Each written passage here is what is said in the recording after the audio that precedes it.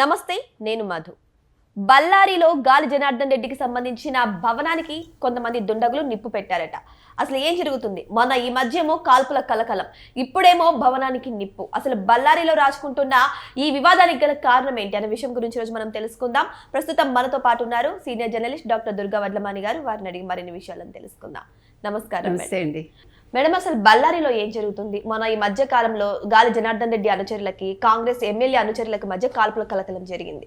మళ్ళీ ఇప్పుడు చూస్తే గాలి జనార్దన్ రెడ్డికి సంబంధించిన ఒక భవనానికి నిప్పు పెట్టినట్టు తెలుస్తుంది. అసలు ఏంటి మేడం ఈ అల్లకల్లోలం? అసలు కాదు, మీకు అర్థం కావట్లేదు అసలు కదా. మనకి చూస్తే కనుక అయితే ఈ రాజకీయాలు ఏంటి, మనుషుల్ని చంపుకోవాలనే ఒక ఇదేంటి. ఇప్పుడు మీకు కోపం ఉంటే ఏదైనా కూడా డైరెక్ట్గా మనం ముఖాముఖి తేల్చుకోవాలి, కానీ ఆస్తి నష్టాలు ప్రాణ నష్టాలు చేయాలనుకోవటం ఏంటండి? కాంగ్రెస్ వర్గీయులు నారా భరత్ రెడ్డిట, అతను అంతకుముందు కాల్పులకి అతనే కారణం. గాలి జనార్దన్ రెడ్డి ఇంటి దగ్గర లక్కీగా గాలి జనార్దన్ రెడ్డి లేరు అని అన్నారు. ఇవాళ చూస్తే ఇది మోడల్ హౌస్ అని వాళ్ళు కట్టించారట, ఏదో అందరినీ ఆకర్షించడం కోసం ట్రేడ్ వర్గాల్ని. సో దాన్ని ఇవాళ పెట్రోలు డీజిల్ పోసి అంటిస్తే ఏంటండి ఇది? అంటే మనుషుల్లో రోజు రోజుకి రాక్షసత్వం పెరిగిపోతుంది అంతే కదా. లేకపోతే ఏంటిది? మొన్న ఈ మధ్య ప్రాణ నష్టం, ఇప్పుడేమో ఆస్తి నష్టం. ఇది గాలి జనార్దన్ రెడ్డి ఆయన అసెంబ్లీ సమావేశాల కోసం ఇప్పుడు బెంగళూరులో ఉన్నారు. అతనేమో ఇప్పుడు బీజేపీకి తరఫున కదా అతను. సో దాంతో ఆయన ఏమన్నాడంటే, మొన్న ఏదో ఫ్లెక్సీ గొడవలు అయ్యాయి, దానికోసమే జరిగి ఉండొచ్చు, వాళ్ళ పని ఇదని ఆయన అంటున్నాడు. ఏది ఏమైనా అసలు రాజకీయాలు ఈ రకంగా ఉండడం బాధాకరం అండి. ఇప్పుడు రాళ్లతో కొట్టుకోవడం, లేకపోతే మనుషుల్ని ఒకళ్ళనొకళ్ళు పొడుచుకోవడం, చంపుకోవటం, లేకపోతే మనుషుల మీదకి వాహనాలు దూసుకెళ్ళిపోవటం, వాళ్ళని చంపేయటం. ఎందుకని? ఏంటి? మనం ఎక్కడికి వెళ్తున్నాం? అది కూడా ఏమన్నా అసలు అర్థం పర్థం లేకుండా మీరు కనుక చూసారంటే కింది స్థాయి వ్యక్తులు మరణిస్తారు ఎప్పుడు కూడా, అసలు నాయకులు ఎప్పుడు చచ్చిపోరు. మీకు రాజీవ్ గాంధీ ఇది గుర్తుంటే కనుక అయితే ఒక్క కాంగ్రెస్ నాయకుడు లేడు దగ్గరలో. ఆ రోజు రాజీవ్ గాంధీ చనిపోయినప్పుడు శ్రీపెరంబుదూరులో థాను అనే అమ్మాయి మానవ బాంబుగా వచ్చింది కదా.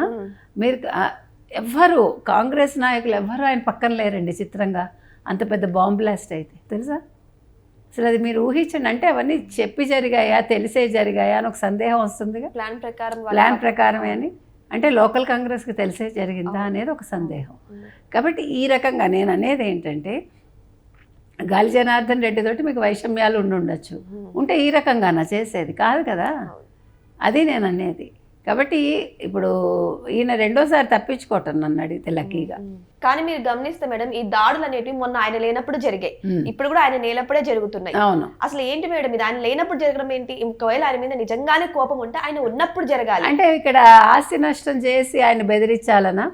అంటే మీరు జాగ్రత్తగా ఉండండి, మీ మీద మేము ఉన్నాం, మీరు మా జోలికి రాకండి అని ఈ రకంగా తెలియజెప్పటం అనమాట. అంటే ఆయన చంపటం ఉద్దేశం కాదు, కానీ రాజకీయంగా ఆయన్ని ఆ రకంగా వాళ్ళు ఆయన ఎదురు లేకుండా చేయడం అనేది ఇక్కడ వాళ్ళ వ్యూహంగా అనిపిస్తుంది. ఏది ఏమైనా ఇది మంచి పద్ధతి కాదండి. రాజకీయాలు అనేవి ఈ రకంగా ఉండద్దు. ఎందుకంటే రాజకీయం అనేది ఏంటి, మనం ఒక మనిషితో డైరెక్ట్ చేయగలగాలి. ఇప్పుడు నీకు చెప్పి చేయాలి, ఓకే నీకు ఇగో నేను పలానా చేస్తాను, నువ్వు ఎదుర్కొంటావా అని. అది లేకుండా ఇలా దొంగ దెబ్బ తీయటం అనేది చేతకాని వాళ్ళు, పిరికి వాళ్ళు చేసే పని. కాబట్టి ఇవాళ గాలి జనార్దన్ రెడ్డి రెండోసారి తప్పించుకున్నారు, కానీ ముందు అయినా చాలా జాగ్రత్తగా ఉండాలి. ఇక్కడ చూస్తే రెండు వర్గాల మధ్య గొడవలు జరుగుతున్నాయి. అంటే కాంగ్రెస్ ఎమ్మెల్యేకి మధ్య, గాలి జనార్దన్ రెడ్డికి అనుచరులకు మధ్య జరుగుతుంది. వాళ్ళిద్దరి మధ్య జరగట్లేదు. ఇక్కడ బలవుతున్నది ఎవరు మేడం? వీళ్ళ అనుచరులు అంటే నేను అదే చెప్తున్నానండి. మీకు ఒకప్పుడు రాయలసీమ ఫ్యాక్షనిజంలో మీరు నమ్ముతారో లేదో ఎక్కువ మంది వీడియోస్ ఉన్నారు తెలుసా. ఎందుకని? ఎవరు వాళ్ళు? వాళ్ళ అనుచరుల భార్యలు. అసలు ఎంత దారుణం ఆలోచించండి మీరు.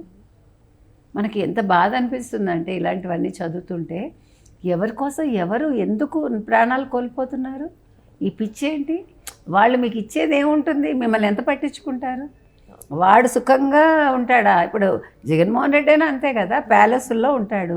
మీరెందుకు మీ చొక్కాలు చింపుకుని మీరెందుకు ఇట్లా బలైపోతారు? మనం అడుగుతున్నది అది. ఇట్లా బలైపోవడం వల్ల జరిగేది వాళ్ళ ఫ్యామిలీకి కదా మేడం నష్టం. అదే కదా, వాళ్ళ పిల్లలు అనాథలు అయిపోతున్నారు కదా. ఇప్పుడు ఒక పిల్లకో పిల్లాడికో తల్లి తండ్రి ప్రేమ సమానంగా ఉండాలా?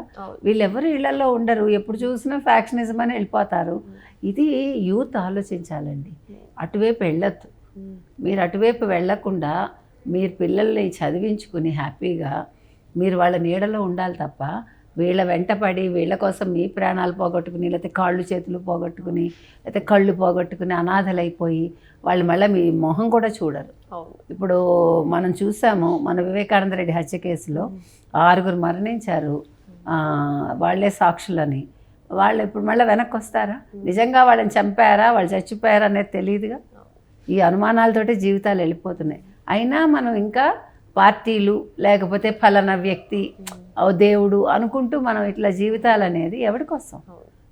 సో కొంచెం కళ్ళు తెరవాలి అందరూ. నేను అది చెప్తున్నా. ఇవాళ గాలి జనార్దన్ రెడ్డి అనే వ్యక్తి ఆలోచించుకోవాలి, ఏంటి రేపు ఏం జరుగుతుంది, నేను జాగ్రత్తగా ఉండాలి అని. ఎవరికి వాడు నా అంతటి వాడు లేడు అనుకునే కంటే కొంచెం ఎవరికి వాళ్ళు తగ్గి అంటే సామరస్యపూర్వకంగా వెళ్తే ఇలాంటివి జరగవని నేను అనుకుంటున్నాను. నిజానికైతే ప్రజల కోసం నాయకుడు ఉండాలి మేడం. ఇక్కడ అంతా చూస్తుంటే నాయకుడి కోసం ప్రజలు బలవుతున్నారు. ప్రజలు కూడా కాదు, కార్యకర్తలు బలవుతున్నారు. ఎంత అన్యాయం అది. అదే నేను చెప్తున్నా, అది ఆలోచించుకోండి. నేను కార్యకర్తలకు చెప్తున్నా, మీరు దేనికోసం మీరు సోషల్ మీడియాలో పోస్టులు పెట్టి మీరే బలవుతారు, లేదు ఒక తప్పు చేసి మీరే బలవుతారు, లేదు ఎవరినో దూషించి మీరే బలవుతారు, చంపి మీరే బలవుతారు. ఎందుకు అవసరమా? ఆ నాయకుడు అనేవాడు హ్యాపీగా ఉన్నాడు కదా, వాళ్ళ కుటుంబం శుభ్రంగా ఉంది కదా, మరి మీ కుటుంబం ఎందుకు కష్టపడాలి? మీ భార్య మీకోసం ఎదురు చూస్తూ ఉంటుంది కదా, మీ పిల్లలు ఎదురు చూస్తారు కదా. ఇవి గుర్తుపెట్టుకోండి అని చెప్తున్నాం మనం.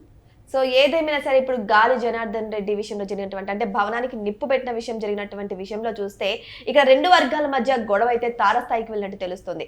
మరి రానున్న రోజుల్లో మరిన్ని వివాదాలకు దారితీసే అవకాశాలు కూడా ఉన్నట్టు తెలుస్తుంది. మరి వేచి చూద్దాం ఈ వివాదానికి మధ్య ఏం జరగబోతుందా అని. Thank you so much. Thank you.